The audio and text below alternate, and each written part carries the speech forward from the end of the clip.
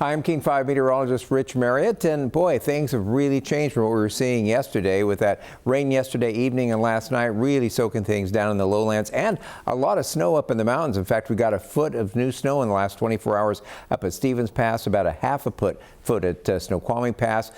But right after midnight last night, that front moved on through and headed down into Oregon, where it's parked for the day and pretty much cut off all the precipitation. We've got a couple of stray showers around today, especially out towards the mountains, but not amounting to very much. And up in the mountains, that snow for the highway passes turned to rain as the snow levels went up after that front went on through. And they're going to be staying pretty much above the mountain highway passes on through today and tomorrow. We will see that rain move back in again tonight as that system moves back up from the south, but it will be rain for the passes. So in terms of travel during the day today will be great, and then tonight you just have a wet trip over the passes, or actually anywhere around western Washington as well. Take a look at the Bellingham Tower Cam. Basically gray. There's a lot of gray out there today. Just low clouds kind of hanging in just about everywhere. Had a little bit of patchy fog earlier, but that seems to have lifted. And again, you might see a stray shower somewhere out there, maybe even a sunbreak once in a while. But overall, it's going to be an overcast day through the daytime hours before that rain moves in this evening. Out along the coast at Westport, we actually saw a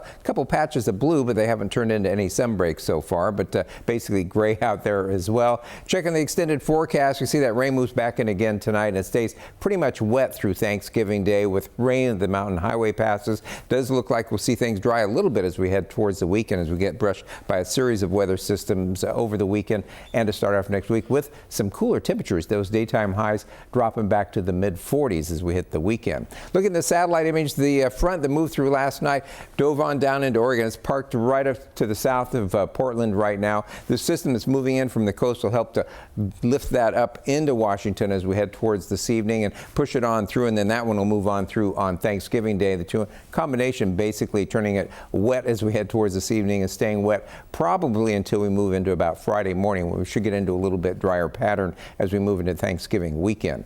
Take a look at the computer model. You can see that taking place. So this is at 4:30 this afternoon. You see that front it's working its way northward across the Oregon border, pretty much moves right on in over us as we head towards this evening and sticks with us pretty much through the day on Thanksgiving. We finally see the back edge of that front finally push on through here as we head towards early on Friday morning, and might have a few showers around mainly in the morning on Friday, but then we should dry out and maybe see a little bit of sunshine as we head into Saturday. Unfortunately for the Husky Oregon game, it looks like we might see rain moving in, but it's a 12:30 game, so it might wait until later in the game to show up. So we'll keep close track of that as we get a little bit closer. But then as we head into Sunday, we have the Seahawks playing at home this weekend. Looks like it should dry out. Also, it's our day for doing collection for Home Team Harvest at Lumen Field. So if you happen to be going to the game, you can bring a contribution to that and probably bring it to us dry on Sunday morning, or actually early Sunday afternoon is when the game kicks off.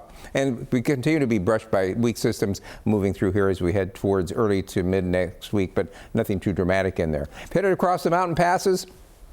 We've got pretty good conditions there at Snoqualmie Pass. We do have some fog, but you can see visibility is not all that bad, and just wet roadways. They're bare and wet, no restrictions whatsoever. The restriction as we head towards later this morning, this afternoon, is just going to be volume with a lot of cars moving over the passes, but overall they're in pretty good shape. Stevens Pass had traction tires required for quite a while, but now you're down to traction tires advised. Also advised if you're headed across white or blue passes, but be sure and check pass conditions before you head that way in case they change between now and when you travel. Take a look at our forecast then. You see over Snoqualmie Pass today, we're going to be looking for fog around this morning, and then basically just cloudy skies up there on into the early evening. Then if we look at the evening hours, you see that rain moves back in again after about 9 o'clock tonight, and it's going to be wet on through the night. And if we check Thanksgiving Day for Snoqualmie Pass, it continues to be rain there. And this pretty much applies to all of the mountain highway passes except North Cascades, which is farther north and higher, where it'll be just snow up there. But for the main passes that we use, it looks like it's going to be rain, though you might see